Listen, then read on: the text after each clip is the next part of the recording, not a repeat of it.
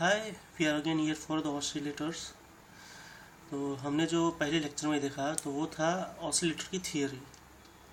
तो अभी हम 3 ऑसिलेटर पढ़ने वाले हैं, देखने वाले हैं कि phase shift oscillator, Wien bridge oscillator and quadrature oscillator.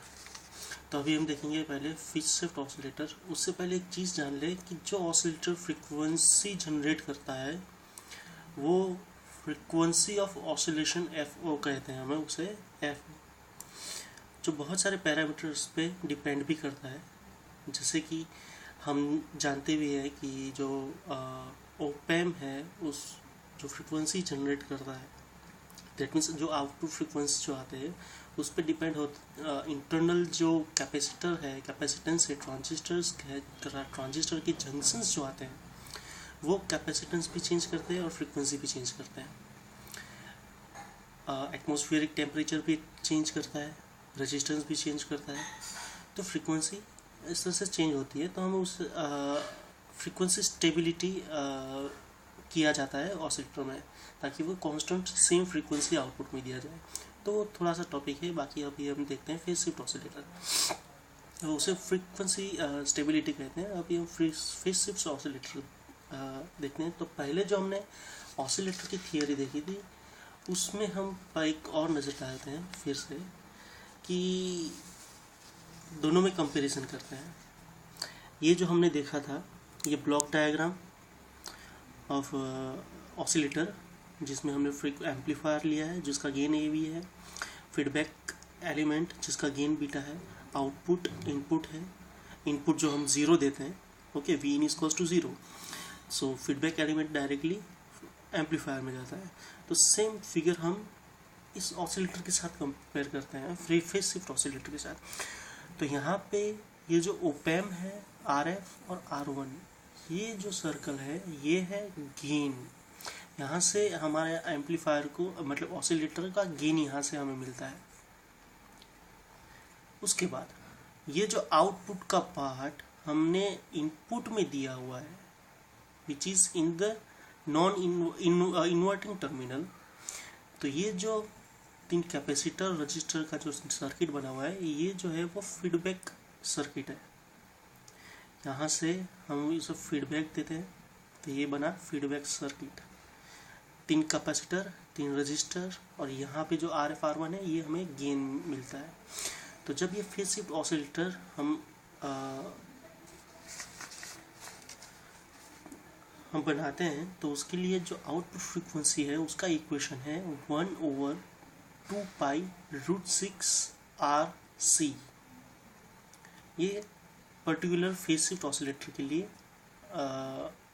Oscillation of frequency का इक्वेशन है, जिसको हम फिर से मैथमेटिकली ऑपरेट करें 1/2π√6, तो हमें मिलता है FO 0.065RC, जो ऑसिलेशन फ्रीक्वेंसी है। ये इक्वेशन हमें काम आता है जब हम ऑसिलेटर डिज़ाइन करते हैं। तो ऑलवेज जब भी ऑसिलेटर डिज़ाइन करना हो तो हमारे पास, जब हम ऑसिलेटर डिज़ाइन करते हैं तो हमारे पास output frequency of the oscillator, that means oscillation frequency हमारे पास होता है। तो ऑसिलेटर फ्रीक्वेंसी, अब हमारे पास एक R और C की वैल्यू हमारे पास नहीं होती। तो R और C की वैल्यू क्या होगी? तो कैपेसिटर की वैल्यू एज्यूम कर लो तो हमें रजिस्टर की वैल्यू मिल जाएगी 0.01 माइक्रोफैरेड, और अप्रॉक्सीमेट बिलो 1 माइक्रोफैरेड हम एज्यूम करते हैं, तो हमें रजिस्टर की वैल्यू किलो में मिल जाएगी। तो इससे हमें R और C, that means in 3 component की वैल्यू हमें मिल जाती है। Remaining part is the gain RF/R1। तो इसके लिए RF और R1 हमारे पास है -RF/R1 इक्वल्स टू -29। हमने माइनस क्यों कंसिडर किया?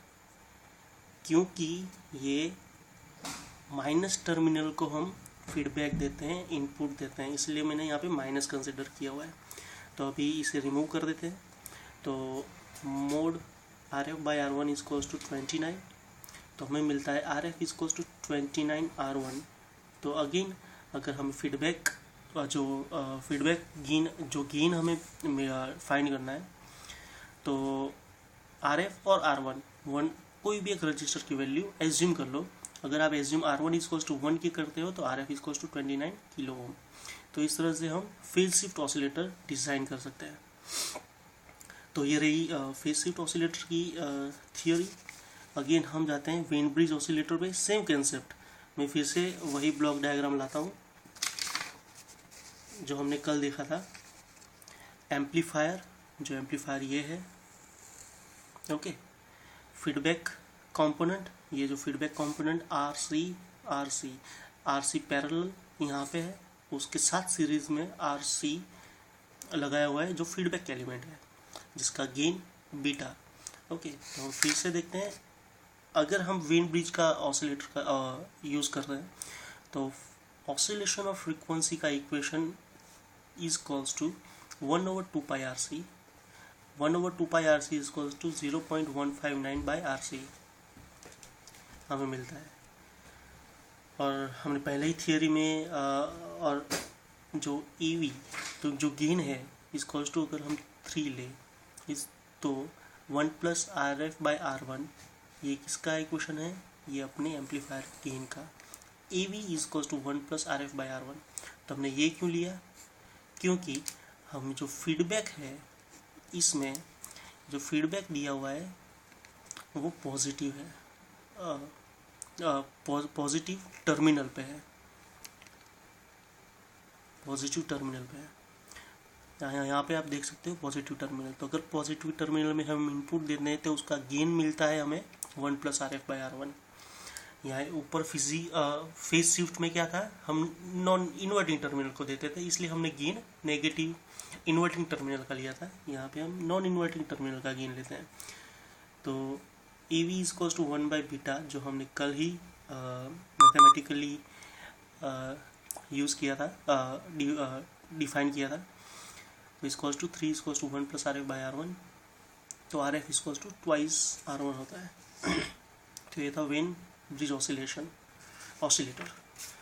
And third one is a quadrature oscillator. तो ये थोड़ी सर्किट बड़ी दिख रही है लेकिन है थोड़ी सी छोटी थियोरी। ये जो क्वाड्रेचर ऑसिलेटर है, जो 2 आउटपुट देते हैं, एक sine wave and second is cosine wave. तो फर्स्ट ऑफ ऑल यहाँ पे हम ऑब्जर्व करते हैं तो एक फीडबैक सर्किट नहीं, लेकिन ये कैपेसिटर अटैच किया हुआ है यहाँ पे गेन के लिए, R1 है। तो हमारी ये जो सर्किटरी है ये इंटीग्रेशन की सर्किट है, इंटीग्रेटर। सेकेंड, यहाँ पे एक इंटीग्रेटर हमने लगाया हुआ है। तो होता यूँ कि हम चलो यहाँ से हम एज्यूम करते हैं कि हमें आउटपुट यहाँ से कोसाइन वेव हमने फीडबैक टर्मिनल से फर्स्ट A1 एम्पलीफायर A1 और ये A1 में हम लेते हैं कोसाइन वेव।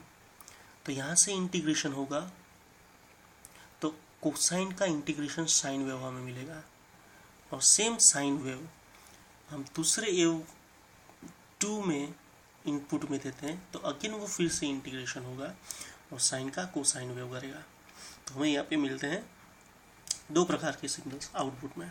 तो उसका भी ऑसिलेशन फ्रीक्वेंसी का इक्वेशन 1/2 पाई RC है, वेयर यहाँ पे हमने 3 कैपेसिटर 3 रजिस्टर यूज़ किए हैं, R1C1, R2C2 और R3C3। तो यहाँ पे हमें एज्यूम करना है R1C1 R1.C1 equals to R2.C2 equals to R3.C3 equals to RC। तो इक्वेशन है 1/2 पाई RC। तो इससे हमें वापस से हमें कैपेसिटर एज्यूम करना है, रजिस्टर मिल जाएगा। उसके बाद AV equals to 1/β equals to 1.414। ये इस ऑसिलेटर का एसम्पशन है। तो इससे हमें गेन भी मिल जाएगा, गेन 1.414।